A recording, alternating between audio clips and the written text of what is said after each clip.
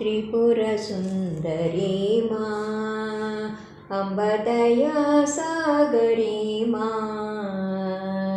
त्रिपुरसुन्दरी मा अम्बदया सागरी मा सुन्दरवदनी मा अम्ब ಶ್ರೀರಾಮಕೃಷ್ಣ ವಚನವೇದ. ಶ್ರೀರಾಮಕೃಷ್ಣರು ಮತ್ತು ಕೇಶವಚಂದ್ರ ಸೇನ ಎಂಬ 5ನೇ ಅಧ್ಯಾಯದ ಮುಂದುವರೆದ ಭಾಗ. ನೀವು ಹೇಳುತ್ತೀರಿ, ಜಗತ್ತಿಗೆ ಉಪಕಾರ ಮಾಡಬೇಕು ಎಂಬುದಾಗಿ. ಜಗತ್ತೇನು ಒಂದು ಅಂಗಯಗಲದ್ದೇ? ಅದು ಈ ಜಗತ್ತಿಗೆ ಉಪಕಾರ ಮಾಡಲು ಮೊದಲನೆಯದಾಗಿ ನೀವು ಯಾರು? ಮೊದಲು ಸಾಧನೆ ಮಾಡಿ ಭಗವಂತನ ಸಾಕ್ಷಾತ್ಕಾರ ಮಾಡಿಕೊಳ್ಳಿ, ಆತನನ್ನು ಪಡೆದುಕೊಳ್ಳಿ. ಆತ ಶಕ್ತಿಯನ್ನು ಕರುಣಿಸಿದ್ದೇ ಆದರೆ ಆಗ ಎಲ್ಲರಿಗೂ ಹಿತವನ್ನು ಮಾಡಬಲ್ಲಿರಿ, ಇಲ್ಲದಿದ್ದರೆ ಸಾಧ್ಯವಿಲ್ಲ. ಒಬ್ಬ ಬ್ರಹ್ಮಭಕ್ತ: ಭಗವಂತನ ಸಾಕ್ಷಾತ್ಕಾರ ದೊರಕುವವರೆವಿಗೆ ನಾವು ಎಲ್ಲ ಕೆಲಸ ಕಾರ್ಯಗಳನ್ನು ಬಿಟ್ಟು ಬಿಡೋಣವೇ? ಶ್ರೀರಾಮಕೃಷ್ಣರು: ಇಲ್ಲ, ಹಾಗೇಕೆ ಮಾಡಬೇಕು? ಭಗವಚ್ಚಿಂತನೆ, ನಾಮಗುಣ ಕೀರ್ತನೆ, ನಿತ್ಯಕರ್ಮ ಇವೇ ಮೊದಲಾದವುಗಳಲ್ಲಿ ತೊಡಗಿರಬೇಕು.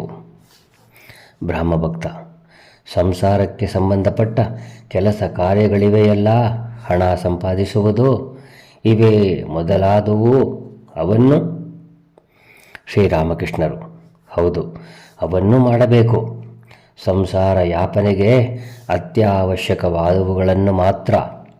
ಆದರೆ ಅದೇ ಸಮಯದಲ್ಲಿ ನಿನ್ನ ಕರ್ಮಗಳನ್ನು ನೀನು ನಿಷ್ಕಾಮ ಭಾವನೆಯಿಂದ ಜರುಗಿಸಲು ಶಕ್ತನಾಗುವಂತೆ ಭಗವಂತ ಶಕ್ತಿ ದಯಪಾಲಿಸಬೇಕೆಂದು ಕಣ್ಣೀರು ಸುರಿಸುತ್ತಾ ಏಕಾಂತದಲ್ಲಿ ಆತನನ್ನು ಪ್ರಾರ್ಥಿಸಿಕೊಳ್ಳಬೇಕು. ನೀನು ಆತನಿಗೆ ಹೇಳಬೇಕು, ಹೇ ಭಗವಂತ, ನನ್ನ ಸಾಂಸಾರಿಕ ಕೆಲಸ ಕಾರ್ಯಗಳನ್ನು ಕಡಿಮೆ ಮಾಡಿಕೊಡು. ಇಲ್ಲದಿದ್ದರೆ ನನ್ನ ಅನುಭವಕ್ಕೆ ಬಂದಿದೆ, ಹೆಚ್ಚು ಕೆಲಸ ಬಂತು ಎಂದರೆ ನಿನ್ನನ್ನು ಮರೆತು ಬಿಡುತ್ತೇನೆ. ನಿಷ್ಕಾಮ ಕರ್ಮ ಮಾಡುತ್ತಿದ್ದೇನೆ ಅಂತ ಭಾವಿಸುತ್ತೇವೆ, ಆದರೆ ಅದು ಸಕಾಮ ಕರ್ಮ ಆಗಿಬಿಡುತ್ತದೆ. ದಾನ ಧರ್ಮಾದಿ ಕಾರ್ಯಗಳನ್ನು ಹೆಚ್ಚಾಗಿ ಮಾಡಹೋಗಿ ಕೊನೆಗೆ ಲೋಕಮಾನ್ಯನಾಗುವ ಇಚ್ಛೆ ಬಂದು ಬಿಡಬಹುದು. ಒಮ್ಮೆ ಶಂಭು ಮಲ್ಲಿಕ ತಾನು ಕಟ್ಟಿಸಬೇಕೆಂದಿರುವ ಆಸ್ಪತ್ರೆ, ಔಷಧಾಲಯ, ಸ್ಕೂಲು, ರಸ್ತೆ, ಕೊಳ ಇವೇ ಮೊದಲಾದವುಗಳ ಮಾತು ಎತ್ತಿದ. ನಾನು ಆತನಿಗೆ ಹೇಳಿದೆ, ಆ ವಿಧದ ಕೆಲಸಗಳಿಗಾಗಿ ಸುಮ್ಮನೆ ಹುಡುಕಿಕೊಂಡು ಹೋಗಬೇಡ. ತಾನಾಗಿಯೇ ಬರುವ ಮತ್ತು ಅತ್ಯವಶ್ಯಕವಾಗಿರುವ ಕೆಲಸ ಕಾರ್ಯಗಳನ್ನು ಮಾತ್ರ ಮಾಡು. ನಿಷ್ಕಾಮ ಭಾವನೆಯಿಂದ ಬೇಕು ಅಂತ ಹೆಚ್ಚಾಗಿ ಕೆಲಸ ಕಾರ್ಯ ಗಂಟು ಹಾಕಿಕೊಳ್ಳುವುದು ಶ್ರೇಯಸ್ಕರವಲ್ಲ. ಹಾಗೆ ಮಾಡಿದರೆ ಭಗವಂತನನ್ನು ಮರೆತು ಬಿಡಬೇಕಾಗುತ್ತದೆ. ಒಮ್ಮೆ ಕೆಲವರು ಕಾಳಿಘಟ್ಟಕ್ಕೆ ಬಂದರು. ಅವರು ಇಡೀ ಸಮಯವೆಲ್ಲ ದಾನ ಧರ್ಮಾದಿ ಕಾರ್ಯಗಳಲ್ಲೇ ಕಳೆದು ಹೋಯಿತು. ಅವರಿಗೆ ಭಗವತಿಯ ದರ್ಶನ ಮಾಡುವುದಕ್ಕೆ ಸಮಯವೇ ದೊರಕಲಿಲ್ಲ. ನಗು: ಮೊದಲು ಹೇಗೋ ಮಾಡಿ ಗುಂಪಿನೊಳಕ್ಕೆ ನುಗ್ಗಿ ತಳ್ಳಿಸಿಕೊಂಡು ಕಾಳಿಯ ದರ್ಶನ ಮಾಡಿಬಿಡಬೇಕು. ಬಳಿಕ ಇಚ್ಛೆ ಬಂತು ಅಂದರೆ ದಾನ ಮಾಡು, ಇಲ್ಲದಿದ್ದರೆ ಬಿಡು.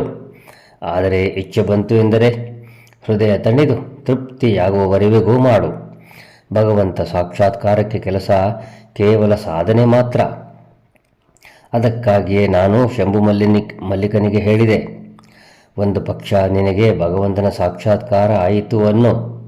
ಆಗ ನೀನು ಆತನನ್ನು ನಿನಗೆ ಕೆಲವು ಆಸ್ಪತ್ರೆ, ಔಷಧಾಲಯ ಇವೇ ಮೊದಲಾದವುಗಳನ್ನು ಕಟ್ಟಿಸಿಕೊಡುವಂತೆ ಕೇಳಿಕೊಳ್ಳುತ್ತೀಯಾ? ನಗು: ಭಕ್ತ ಎಂದಿಗೂ ಹಾಗೆ ಮಾಡುವುದಿಲ್ಲ. ಅದಕ್ಕೆ ಬದಲು ಆತನನ್ನು ಪ್ರಾರ್ಥನೆ ಮಾಡಿಕೊಳ್ಳುತ್ತಾನೆ, ಹೇ ಭಗವಂತ, ನಿನ್ನ ಪಾದಪದ್ಮಗಳಲ್ಲಿ ನನಗೊಂದು ಸ್ಥಾನ ಕೊಡು. ನನ್ನನ್ನು ಸದಾ ನಿನ್ನೊಡನೆ ಇಟ್ಟುಕೋ. ನಿನ್ನ ಪಾದಪದ್ಮಗಳಲ್ಲಿ ನನಗೆ ಶುದ್ಧ ಭಕ್ತಿ ಉಂಟಾಗುವಂತೆ ಮಾಡು. ಜೈ ರಾಮಕೃಷ್ಣ.